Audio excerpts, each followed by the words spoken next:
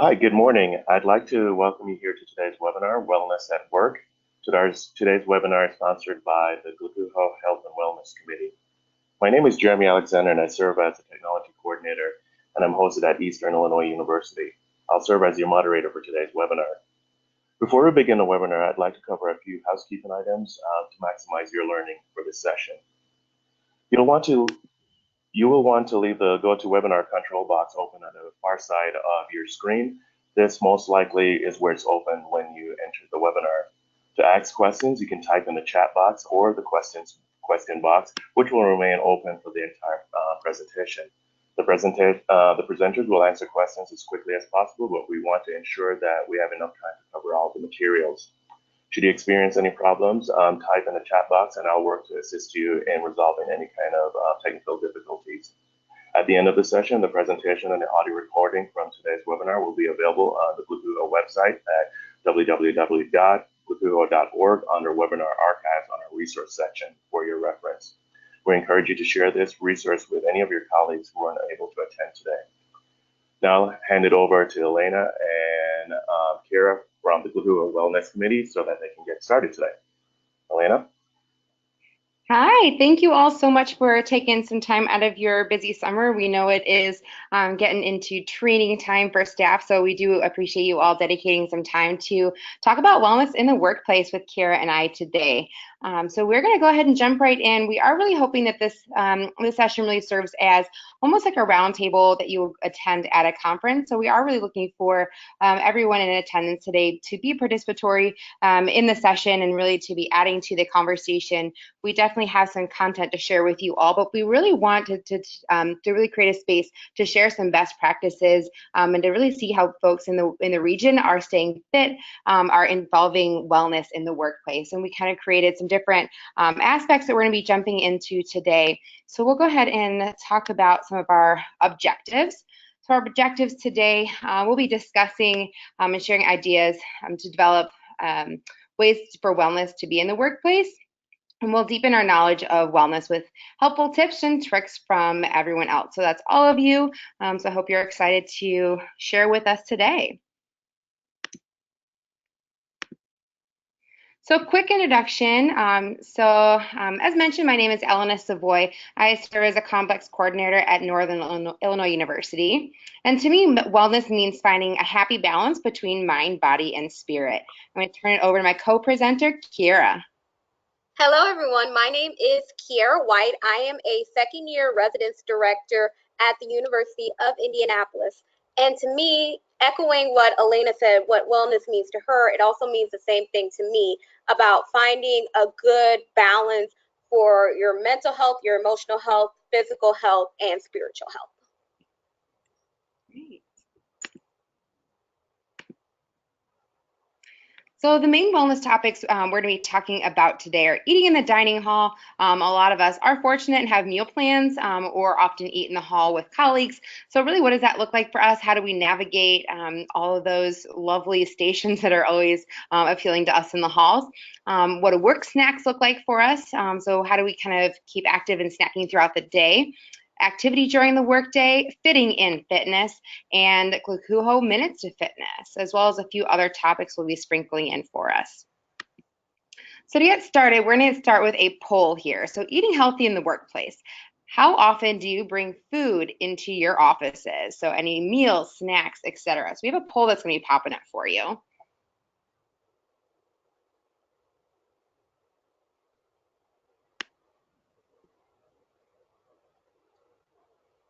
Take a minute, use our poll.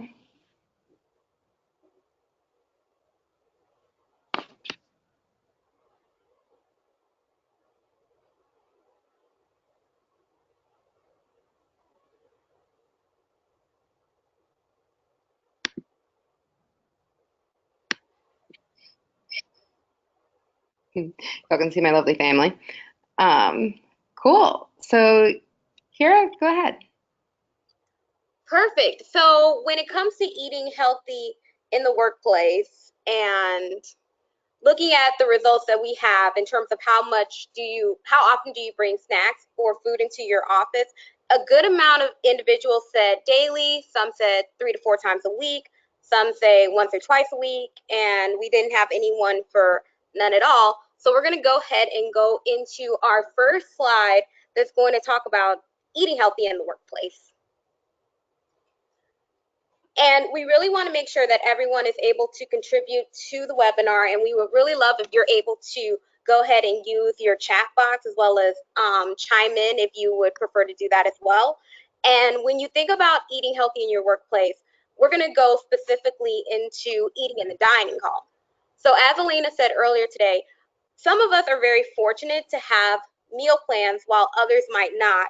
But if you do choose to eat in the dining hall, exactly what do your options look like? So if you want to go ahead and contribute, whether you have more than one dining hall on campus, whether you have like little quick snack shops, like a mini convenience store, if you can go ahead and let us know exactly what kind of places you have to eat on your campus, that would really help us with our discussion.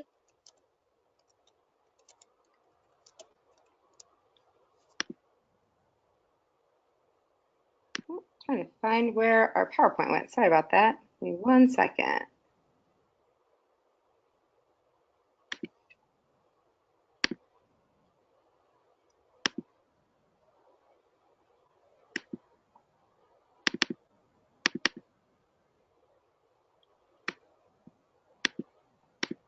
All right.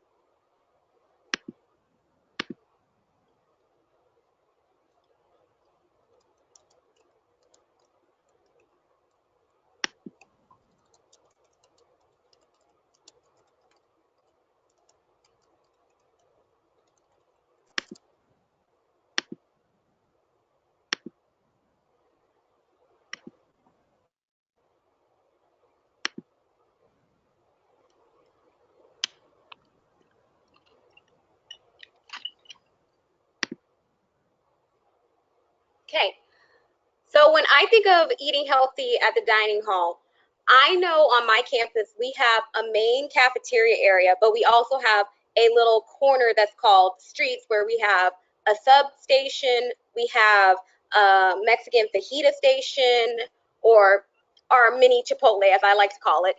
And we also have a burger, hot dogs, sandwiches, such as like grilled cheese. That's also another option we have on my campus. But we also have a mini convenience store where you can get water, you can get sandwiches like a peanut butter and jelly or a regular turkey sandwich, as well as sushi.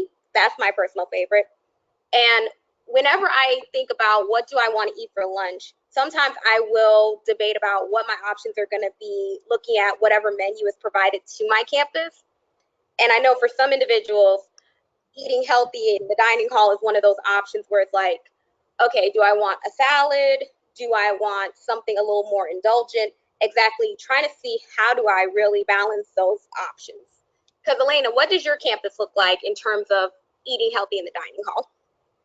Yeah, so some really interesting things I know a lot of schools have kind of gone towards is having nutritional information available online for students and for us as staff to look at beforehand so we can really plan our meals.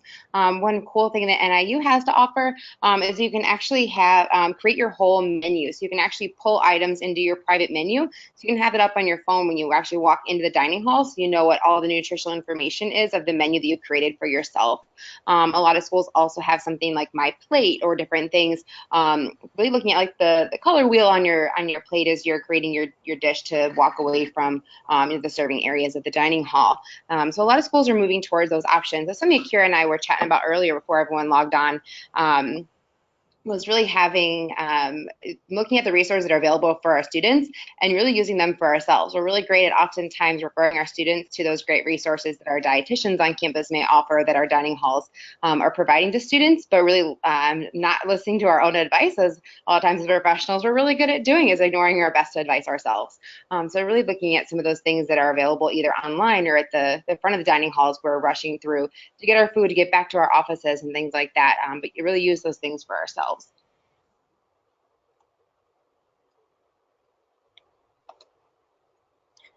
And then for individuals who are going to bring their own lunch versus eating in the dining hall, I know personally there are times where I prefer to cook my own meal just because there are times where I don't feel like consistently eating in the dining hall because something might not sound appealing, or I just felt like, okay, I want to make something I saw off of Food Network, or I went online and found a Pinterest recipe. I really do enjoy creating and bringing my own lunch because at least I know for me, I'm able to figure out exactly what all did I cook, because not a lot of schools or institutions will have exactly what is the ingredients in a particular dish, whether it's their oil, it's their butter, are there nuts in there. I know some schools do a really good job at displaying that nutritional information, but others don't. So whenever I make my own lunch, I know I am able to remember what did I put in my food and what am I putting into my body, versus when I go to the dining hall, it might not be available, but I would always go with the safe option of getting a salad or getting a grilled chicken, just because I know that's something that's very consistent. What about those work snacks? Those work snacks will get you.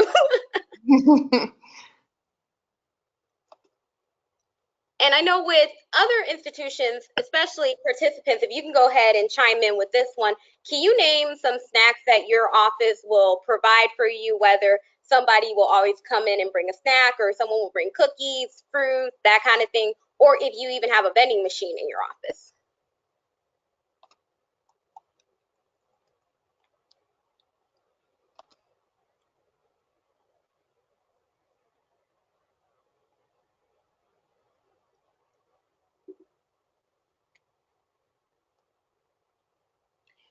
And you all can actually unmute and chat with us if you'd like to as well. Mm-hmm. It actually looks like we are having some trouble seeing the chat and the question boxes where you are all writing. So if you are able to unmute and chat, that would probably be easier.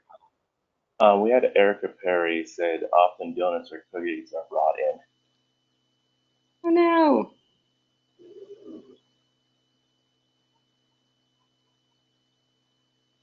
So everything in moderation, right? Like if you know that someone is going to be bringing something in, every birthday or whatnot, and that day is coming up, and you want to enjoy and celebrate, that's totally fine.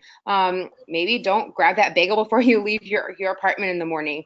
Planning for those things is really important too. We don't want to deprive ourselves of those enjoyable things, but when we think about, our openings, our closings, or things that we celebrate with our students every single year, for them, maybe that one or two times in their college career, in their life, that they are doing that celebration. But for us, it's just another year, another month of doing that exact same celebration. So for me, I found that I'm able to pass up more on those celebrations or doing pizza during closing with my staff, because while I do that every single closing, and for them, it's a big deal. For me, it's another closing. So I'm okay getting my salad on the way back from picking up their pizza, because it's just another closing for me, and I don't need to eat that pizza with them.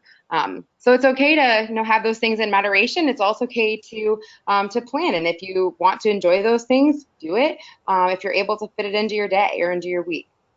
Mm-hmm. Even learning how to meal prep, that was something that I developed when I was in grad school, just because with our working schedules, whether you're a grad student or a full-time professional, it's going to be hard trying to eat healthy on the go, especially when it is those times of years, that time of year where it's whether opening, it's orientation, it's RA training, it's RD training, it's whatever, insert this description training. It can be hard, especially to make sure that you're getting your nutritional meals in when you're busy running back and forth and also going from training to training to training. And meal prepping, I feel like, is something that is definitely a lifesaver, just because when you're able to take that hour or even that 30 minutes to prep a small snack, prep something that's very simple, easy to do, that's really going to be helpful in terms of making sure that I can still eat healthy on the go, but I'm also able to get my nutritional values in. Great. All right. We had Mike from Eastern said that our department has a various number of vending machines, soda, energy drinks, water, snacks. And in our main housing office, we also had food that's brought in by different staff members to share on different occasions. Great. Nice. And even like again talking about using what they're for our students, a lot of vending machines now have those little like eating healthy tags on things that are already marked as healthier options. So yeah, typically when I go to a vending machine, I'm looking for something that is gonna probably ruin my diet for the day. Probably looking for that candy bar or something, salty or sweet. But they do have those options if you just forgot your snack that day that are already marked as those healthy options. So make sure, again, we're using those options that are already marked as healthier options for our students. Mm-hmm. We'll go ahead and move forward here. So another poll for us. Rate your knowledge of the Glakuho Minutes to Fitness program.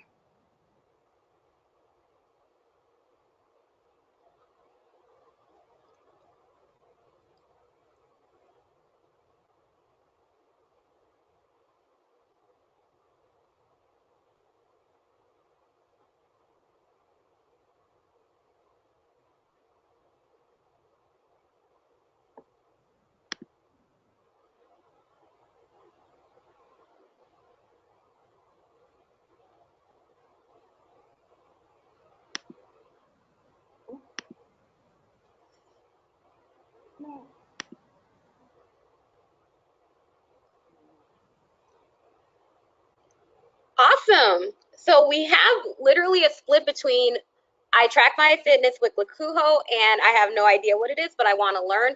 And then we also have a split with I know someone who participates as well as I've heard of it or seen something online about it. So we're definitely going to go ahead and talk about Minutes to Fitness in our next coming slide. And so fitness and activity when it comes to the workplace. So how many of you all work in an office setting where you're in the main building, or if you're a resident director, complex coordinator, any job where you live in hall, do you have an office that's attached to your building, or do you have to go walk to a different office?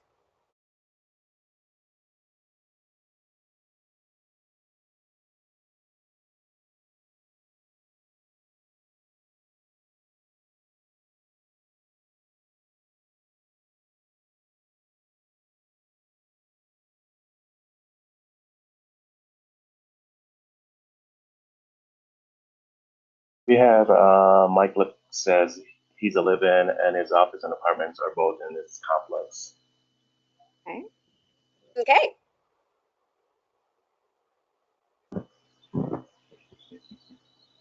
And kind of like a housekeeping thing, if you raise your hands using in the attendees section and you click on raising your hand, I will give you access to be able to talk on the mic if you dialed in with a microphone for any attendee. Great, thank you.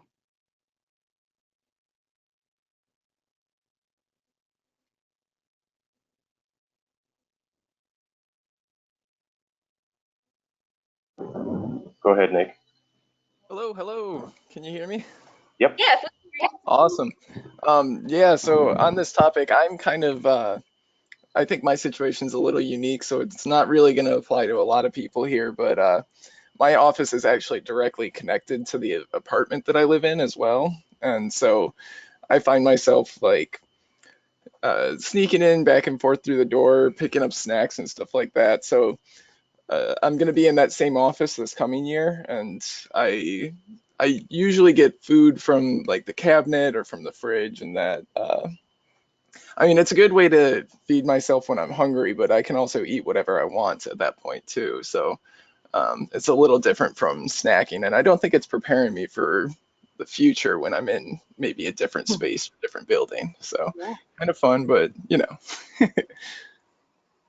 Great. Thanks for sharing that. Go ahead, Yansia. Hello, can you hear me? Yep. Yes, hi. Hi, friends. It's Yesenia. For me, I do have an office that's located in my building. So small ways that I incorporate movement. Even though we're supposed to do like weekly facilities walks, I try to break up my giant, huge building into chunks. So I make sure that I split it up. So not only am I walking around a lot and being present in the community, but I can actually keep a keen eye and move a lot more throughout the day.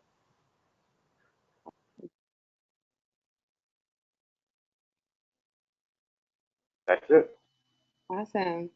Yeah, something Perfect. else that I started to do was since our campus is fairly compact of where we like, have meetings and whatnot, I started taking my bike, whose name's Sheila, to meetings and things like that across campus. I started looking at my gas tank and I'm like, why in the world am I wasting gas by, driving? It's for the convenience factor, but I literally left at the exact same time as a colleague yesterday and actually beat her to a meeting across campus. She had a parking spot and everything. I just wheeled my bike right up to the meeting room and everything. But I was like, oh, I'm getting in extra fit points and everything like that too. So I was pretty excited. I want to continue that trend. Hmm. Something that I do throughout the workday as well, I have colleagues that I'm very friendly with in different departments around campus. There will be times where if I don't want to continuously sit in my office for about an hour or an extra 30 minutes, I will get up and go visit my colleagues in different departments across campus just so, number one, I can go and say hi to them in person, but then also I'm getting out of my office, I'm able to walk around. And even doing one-on-ones with my RAs, I like to get out of the office setting to do that just so they don't sit down and have to worry about like, oh, we're having this meeting for a long period of time. We can actually go and walk around campus so that way we're able to stimulate more conversation, but we're also getting up and being active. Yeah. Awesome.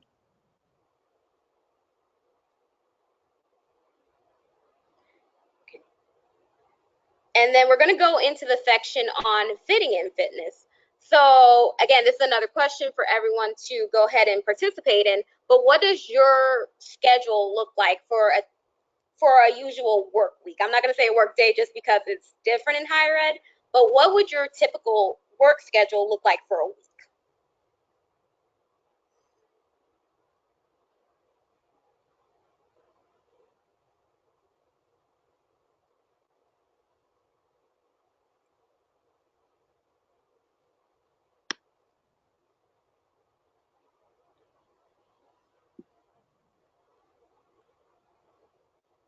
And two, if you are someone who does fit in your fitness already, where do you do that in your schedule? And if not, we're kind of looking for, are there holes in your schedule, maybe even that 20, 30 minutes that you could fit in fitness? Mm-hmm. Go ahead, Mike. Hi, can you all hear me? Yes. Yeah, hi. Hi. So as a full-time complex director live in, I of course, have the traditional office hours during the day with meetings, and then the after-hours night obligations with staff meetings or RHA and such. But I make sure to include fitness in my daily routine, either getting up in the morning and going before work around 6 a.m. or so. But if that's not going to happen, definitely going after work if I can, directly after I'm done with my traditional office hours, ending around 4:35 p.m., going to the gym, coming back and showering, getting ready for the next meeting I may have that night. It's important for me to fit in a workout during the week as much as possible. Helps me de-stress, helps me kind of clear my mind. So getting in a workout either before or after work, preferably after work, is really good for me, and I really do enjoy it. There's some days where I know it's not going to happen. I'm okay with that. And I have to know that it's okay. I just know that I can, do it tomorrow and get a really good workout in as well. Especially also making sure to take time on the weekends too. And you bring up a good point with the weekends part of it. I know with certain professionals that I work with, the weekends are usually a better time for most people to get a longer amount of exercise in, because during the work week, we don't have as much time because, again, going off of meetings and trying to do office hours throughout the week, even 30 minutes of walking or going on a treadmill that might be in your fitness center, that's also a good way to get that exercise in, as well as getting those steps in when you know you have such a little amount of time to do so. Yeah. Go ahead, Yen. Hi. So for me, daily activities, I do carve out, say example, I guess my philosophy is if I can take a duty call at 3 a.m. and figure out a way to work through that, I can get up at 5 to go do, some fitness stuff when I'm not on call. So particularly I carve out that time and I force myself to stay to a pretty strict schedule with some flexibility if like something does happen where I don't feel well or there are things happening in my area that I need to tend to. And then when I am on call, with duty in mind, I make sure that I go on runs with the duty phone and I stay within the duty parameters. And if that means that my 10-mile run is, a few, laps around the duty area, then that's what I do. But making sure that I stay sharp and willing to, prioritize myself first while making sure that I also prioritize the needs of others.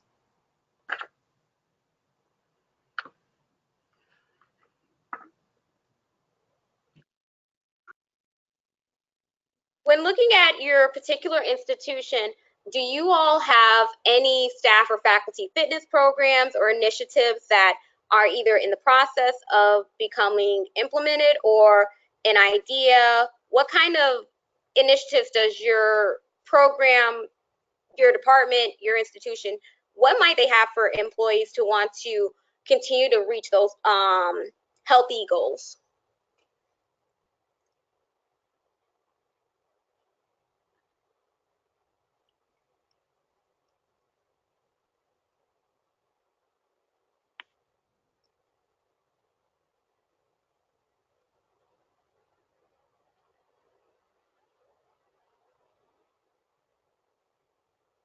I'll jump in. Jeremy here from Eastern, and over a number of different years, we've had a number of fitness initiatives around just not quite a minutes to fitness, but number of a step competition. So encouraging people to have a little bit of a friendly competition about making sure that we're getting the required number of steps around campus and different things like that. And then the winner in years past have gotten a gift card to the coffee shop or to the food court or different things depending on what they're interested in. It's kind of interesting. This is Elina again. In my division on campus, in the past, they've done like fitness incentive programs where they'd actually help sponsor some of gym memberships for folks.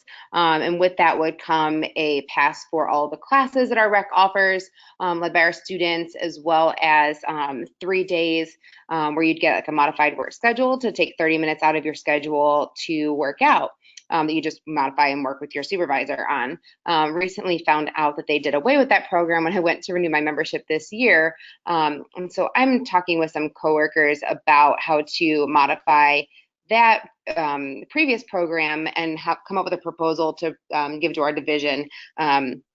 If we still have to pay, the full price for our gym membership, maybe they can still co-sponsor and, give us that class participation for free. Thinking about it, encouraging staff to get out and go to the gym together, actually have that as a scheduled part of your day. So the classes already have a set schedule.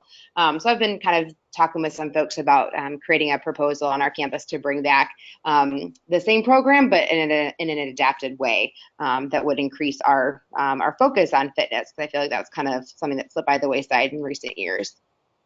Mm-hmm. Recently, what my institution did, we had a faculty fitness and a fitness initiative to get more staff members to not only try to find those times in which they can get healthier by doing activities or even having like a Zumba class. We were able to do competitions amongst each other in terms of the staff and faculty, but also we had students that were able to compete as well. And when you have a bunch of students and faculty members trying to create creative team names and you get weekly updates saying, okay, who's at the top in terms of how many minutes they've logged in altogether, it becomes hilarious just because you love that competition aspect of it and trying to, not only just be healthier, but also see how much progress that you're doing along the way.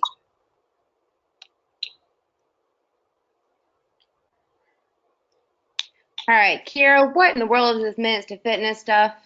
I will tell you about the Minutes to Fitness kind of stuff. So Minutes to Fitness brought to you by the Health and Wellness Committee. The Health and Wellness Committee relaunched Minutes to Fitness as a way to help individuals track exactly what your daily activities are, because everyone wants to be healthy, and it's like, how do you really see that progress if you don't really track what you're doing?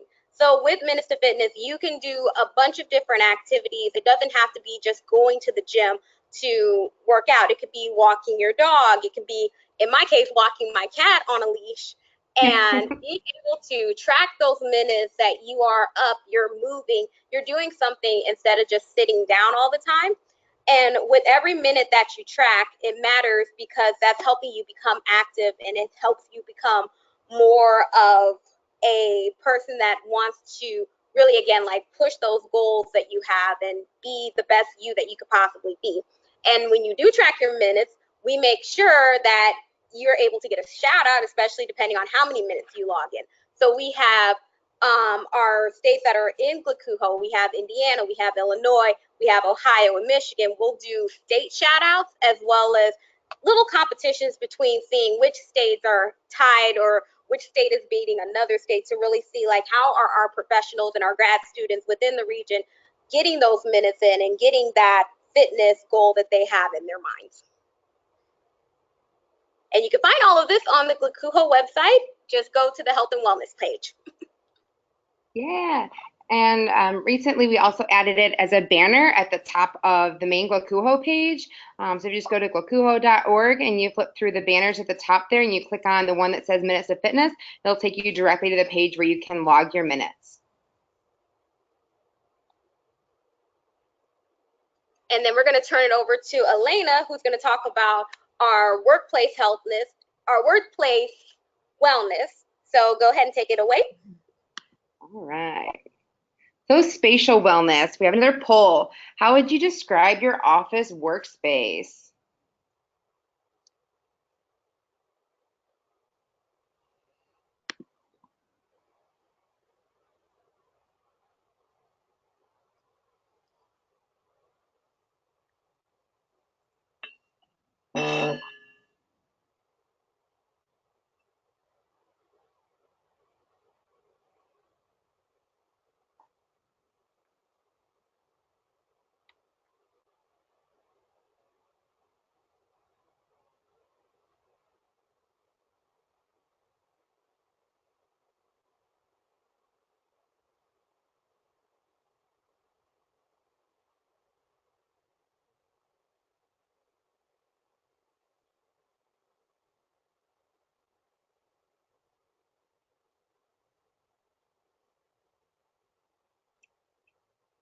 Okay, so everyone has made some modifications, it looks like, to their workspace for their own comfort. That's awesome. I'm excited to hear some of the things that you all have done.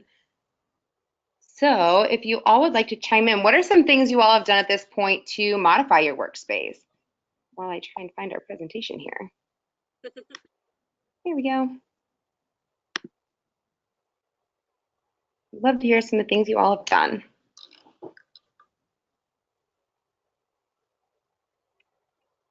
Either do the raise your hand, or if you want to type in the chat area and Jeremy will read them for us. Go ahead, Nick.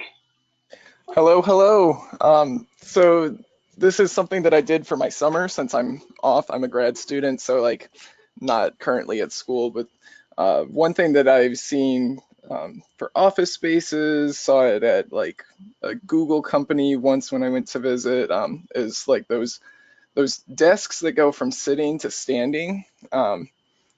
And I don't have that during the year, but when I came home for the summer, my room was a mess. My parents used it for storage, all that stuff. So I had to move it all around. And I ended up taking one of the cabinets that's just at about arm height and turned that into my desk for the summer. So that right now I'm standing up while watching this webinar, and it's getting me a little bit more active than I usually would be when I'm sitting in front of the computer. So That's awesome. Nice. I mean, so for the long term, I really want to have like a desk that does like the conversion from sitting to standing. That would be a dream, but I think they're like $300 or something like that. So On everyone's budget. right. We have some suggestions for you though. Yen said she added a mini fridge to keep non-soda drinks, snacks, and lunch cool and available for her. That's great. I love the mini fridge. Yes. Go ahead, Mike. For myself, I'm pretty big on making sure I have good posture. I do have a little bit of neck and upper back issues. So when I'm at my desk, I make sure to not like recline my chair really far back, unless I'm like purposely trying to relax a little bit. So just making sure that I'm sitting with proper posture, eye level to my computer, straight on, and just making sure that I'm having that proper posture to just be focused and attention at work, and also not being in any type of pain, at least that I can help in my workspace. Great. Mm-hmm.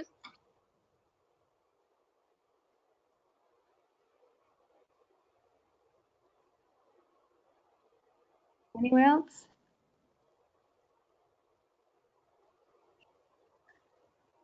So I actually modified completely my workstation this spring semester. So last year I was a full-time hall director, and so I was in my office a little bit more, a lot more one-on-ones and things like that. But I knew I wanted to try some sort of a standing desk setup. And so this year, as a complex coordinator, I'm on campus a lot more, kind of out of my office with meetings and things. So I was like, well, I won't, if I'm not at my desk 100% of the time, having a completely standing desk, I think is completely feasible if I'm in my office maybe a couple hours a day, not the entire day. So I didn't want to commit to buying anything myself. It wasn't something I'd be able to do through my department.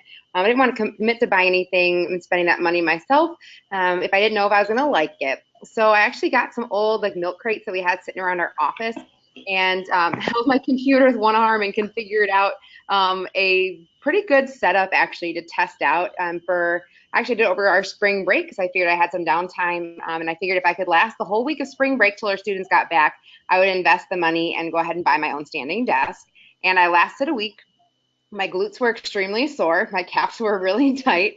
I learned I need to do a lot more stretching during the day, but I loved it. And there's actually a really awesome heavy-duty cardboard version of a standing desk you can buy on Amazon. This is not sponsored by Amazon or this company that I don't remember the name of, but you can buy them for like $25 on Amazon. They're wonderful. It is not a convertible for sitting the standing desk. It's completely a standing desk, but it has like a laptop version to it too, or it can be a complete desktop version. But it's wonderful. And I also got the ergonomic mat to stand on, as well as I found in an old office that was locked and no one's ever used it in my building, a foot plate that I can put one foot up to rest as well. So I completely 180'd my workspace. I hardly ever sit unless I have like a one-on-one meeting, and I just use more of like my conference room space in my office. So I'm really excited, and it's been a great transition for me. I feel like I move around a lot more. I put my music on while I'm working, kind of dance around, and I get a lot more steps in during my day doing that. So some things to think about. There's a lot of pretty feasible options to think about: Christmas presents, things like that. Some good things to ask for. So a couple interesting things I found in doing some research in preparation for today was the biggest things to keep in mind when we're looking at making ergonomic workspace.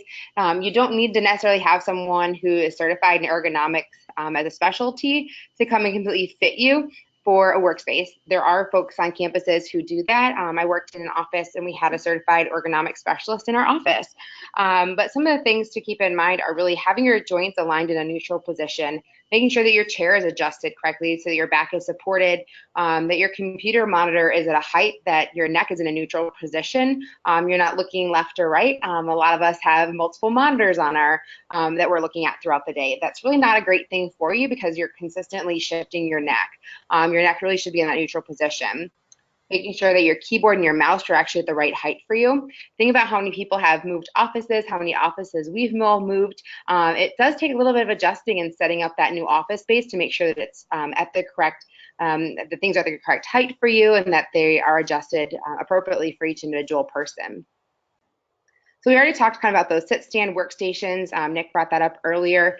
Those stretch breaks really don't have to be extensive. So thinking about adding in like a 15 to 30-second stretch break every hour or so. So getting up from your desk, stretching your arms above your head. We can all do that while we're sitting here in our webinar because we can't see each other. I'm stretching right now. Feels so good. So thinking about just little ways to add movement into your day. Walking to the other side of your office space to say hi to a colleague, things like that. And then really thinking about interesting article I was reading that I'll add in when we send out some post-webinar information for you all.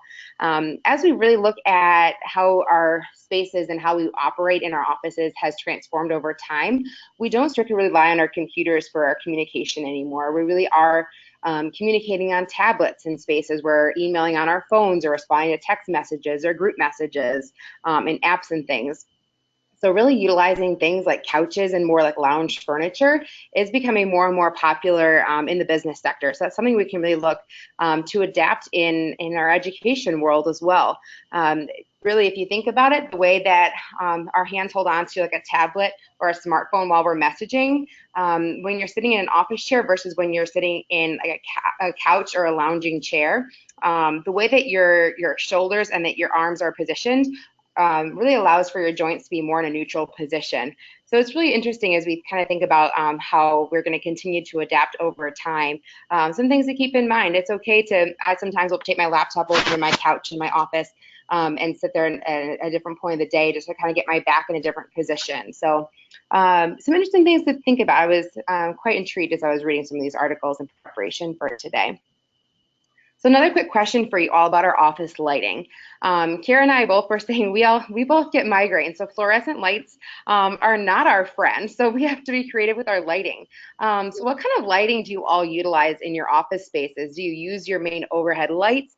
Do you use natural light? Do you have lamps and things in your offices? What kind of lighting do you have? And does it change depending on what you're doing?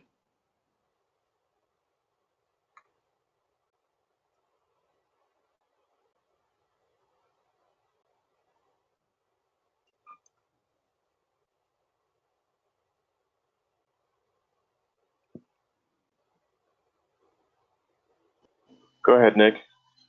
Hey, so I really like my office because it has a window that I'll use as often as I possibly can, but I'm really interested to hear what other options people talk about.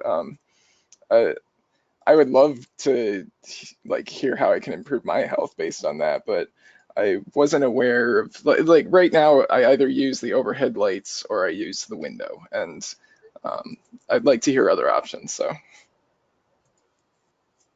Mike shared that he has a fluorescent light in his office and he only keeps about half the lights on, and he also gets migraines as well.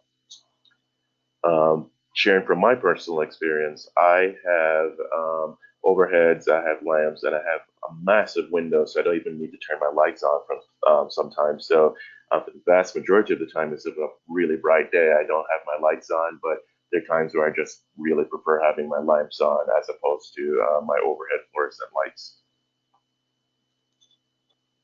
And Jonathan shared that he has lamps and overhead lights as well. Great. Yeah, I'm really fortunate that I have a really, really large window in my office. However, given there's a really big like overhang, I'm in the corner of my building, and there's a really big, big, big tree outside my office. So I actually don't get a lot of the natural light in from it, despite how large this window actually is. But I don't keep my large fluorescents on most of the time. I'll either try and open up all the blinds as far as I can. But I actually have my old like desk lamp from when I was in college that I have on a little end table in my office. And then I have like a hutch under my at my desk as well, so I kind of keep that light on. And then I kind of keep my eye out at, like garage sales and things like that for other like little lamps and stuff. I find that soft lighting is not only kind of soothing for me and for my headaches and things like that, but other folks who come to my office just kind of breathe a sigh of relief when they come in here that, oh, this is really nice. Like it's not stark, it's not harsh lighting and things in there. So that was something that I've kind of adapted to. And that's something that I even did in my previous office. I didn't have a window, but what I would do is I would have a tall like living room light that I would just put in the corner where it made the room feel very homey. It made it feel very relaxed. And I would even have like my essential oil diffusers going, because for me, since the fluorescent lights would cause me to have migraines, having that low lighting and having those essential oils really did help with making sure I was relaxed. I didn't feel as though I was going to get a headache or I was going to get a migraine anytime soon. Yeah. That's awesome. Any other thoughts on the lights or how to make our spaces such that they promote our overall wellness and health?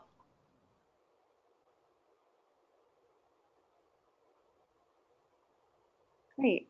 So we're kind of getting close to the end here and we're wrapping up. So any other overall additional thoughts or questions or comments? We've kind of covered a lot here, and we're really excited that you all were willing to share your experiences and to chat with us today. So any other thoughts or questions?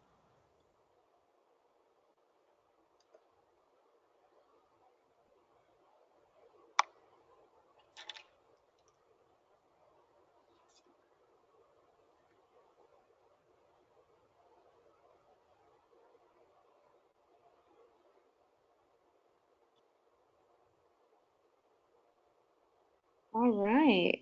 If not, we'll leave you again with just our contact information. And as Jeremy mentioned, all of our webinar information will be up on the website, and our contact information will be there as well. So thank you all for spending some of your Tuesday morning with us. We hope you all have learned some things, have some good takeaways. We'll be sending out some follow-up information later. So enjoy the rest of your Tuesday. Thank you. Thank you, thank you, thank you.